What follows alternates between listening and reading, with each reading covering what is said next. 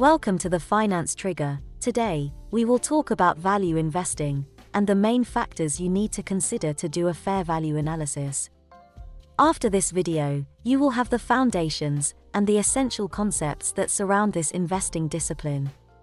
Let's jump right now into the video. Value investing is a stock market investment philosophy that consists of buying stocks at a low price, determined by a fundamental analysis of the company's data in which the investment is being valued. The tools we know of this type of analysis allow us to approach the valuation of shares in a reasoned way, determining whether they are undervalued, in which case it would be advisable to buy, or overvalued, in which case it would be advisable to sell. Fundamental analysis is the study of all the internal and external parameters that affect a company. It focuses on the fundamentals of various economic study branches, such as macroeconomics, microeconomics, accounting, stock ratio analysis, economic cycles, etc. This stock market investment philosophy emerged in the United States during the Great Recession at the hands of two university professors, Benjamin Graham and David Dodd, who coined the concept in their book Security Analysis in 1934. In this context, after the stock market crash of 1929, companies were trading well below their book value, and they wanted to take advantage of this. Although Benjamin Graham is considered the father of this philosophy, his student, Warren Buffett, is the greatest exponent of value investing. He is known as the Oracle of Omaha, and has achieved an annualized return of 21% for more than 50 years, an imposing and unattainable figure for most investors in the world. Which factors value investing analyze? The first thing to analyze is macroeconomics. Macroeconomic analysis is the economic branch that analyzes and studies the main parameters and variables in a geographical area or economy, such as a country or a region. Some of these parameters are GDP, inflation, interest rates, and legislation.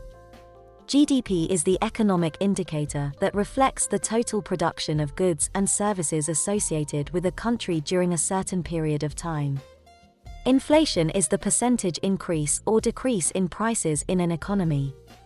Interest rates, or the price of money. The official interest rate of each currency is set and published by its respective central bank.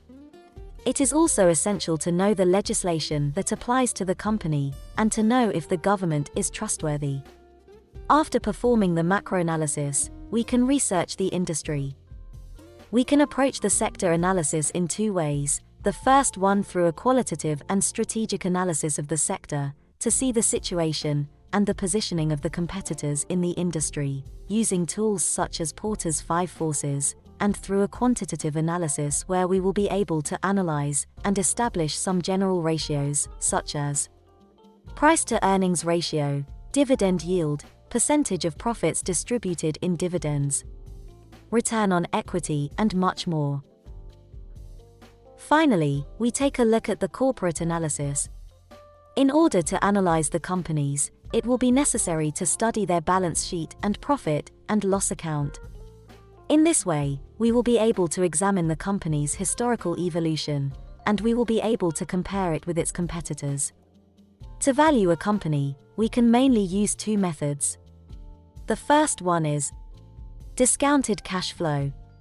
This method involves valuing the company by taking the expected cash flows for the next 5 years, which is usually the average duration of business projects, and discounting them at an interest rate to determine whether they currently provide value.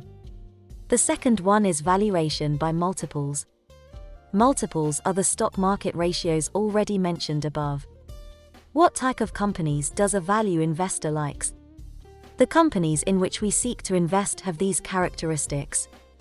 The company must have a moat or an entry barrier thanks to strong competitive advantages, difficult to replicate by competitors. Solid businesses. We look for companies consolidated in their markets, with good long-term prospects, especially leading companies that are expected to remain leaders in 10 to 15 years. Companies that have grown steadily over time and can calculate a projection of their future earnings. Good cash flow. We look for companies that produce free cash flow on a constant basis. We also seek companies that are penalized excessively and unjustifiably in the stock market. Margin of safety. The difference between the price paid and the estimated value must be very high. Alignment of interests. Look for companies that have managers whose interests are aligned with those of the shareholders. Family-owned companies are usually a good example.